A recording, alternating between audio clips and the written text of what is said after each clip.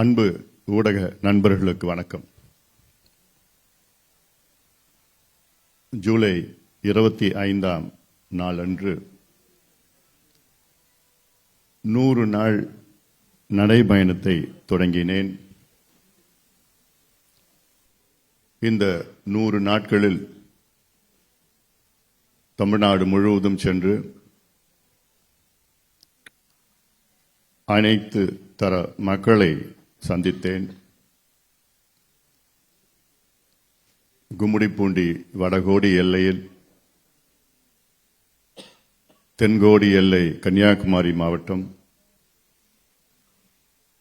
மேற்கு பகுதி கோயம்புத்தூர் திருப்பூர் பகுதி, கிழக்கு எல்லை நாகை தஞ்சை திருவாரூர் பகுதிக்கு இப்படியெல்லாம் இந்த 100 நாட்களில் சென்று மக்களுடைய உரிமைகளை மீட்டெடுக்க வேண்டும் என்ற நோக்கத்திலே என்னுடைய நடைபயணத்தை மேற்கொண்டேன். இந்த 100 நாள் நடைபயணம் 108 நாட்களாக அதிகரித்தது. இடையிலே 5 நாட்களுக்கு எனக்கு அனுமதி இல்லை என்று காவல்துறை மறுத்துவிட்டார்கள். இந்த நடைபயணம் நிகழ்வு வெற்றிகரமாக முடித்திருக்கின்றோம்.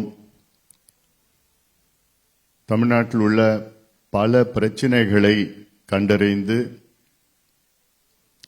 அரசுக்கு அழுத்தம் கொடுத்து மக்களுக்கு விழிப்புணர்வு ஏற்படுத்தி ஊடக நண்பர்கள் மூலமாக உலகத்திற்கு இந்த பிரச்சனைகளை கொண்டு வந்திருக்கின்றோம். இதுவரை நாங்கள் நிறுத்தப் போவது கிடையாது. தொடர்ந்து இந்த பிரச்சனைகளுக்கு குரல் கொடுப்பது மட்டுமல்ல, போராட்டங்களை தொடர்ந்து செய்து அழுத்தங்களை செய்து இதற்கு தீர்வு கொண்டு வருவோம். அல்ல, எனக்கு இந்த நடைபயணம் எனக்கு மிகவும் பிடித்த ஒரு நிகழ்ச்சி. இது என்னுடைய அரசியல் வாழ்க்கை 28 ஆண்டு காலம் நான் களத்திலே அரசியல் வாழ்க்கையில் ஈடுபட்டிருக்கின்றேன், பொது வாழ்க்கையில் ஈடுபட்டிருக்கின்றேன். இந்த பொது வாழ்க்கையிலே எனக்கு மிகவும் பிடித்த நிகழ்ச்சியாக இந்த நிகழ்ச்சி.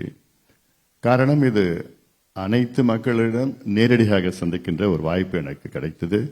இதற்கு இந்த நடைபயணத்தை வெற்றிகரமாக நடத்திய எங்கள் கட்சியை சார்ந்த அத்துணை நிர்வாகிகளுக்கும், எங்கள் அமைப்புகளை சார்ந்த அத்தனை நிர்வாகிகளுக்கும், இங்கே மட்டுமில்ல அங்கே களத்தில் இருக்கின்ற அத்துணை நிர்வாகிகளுக்கும் என்னுடைய நெஞ்சார்ந்த நன்றியை, பாராட்டுக்களை இந்த நேரத்தில் நான் தெரிய கடமைப்பட்டிருக்கின்றேன். எங்களுடன் வருகை தந்திருக்கின்ற மக்கள் தொலைக்காட்சிக்கும் ஒரு மிகப்பெரிய ஒரு நன்றி.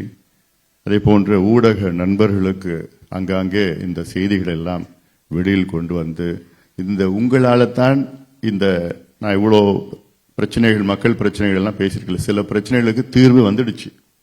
உங்களால், ஊடக நண்பர்களால் வந்திருக்கிறது. உங்களுக்கும் என்னுடைய நன்றியை இந்த நேரத்தில் நான் தெரிவிக்கின்றேன்.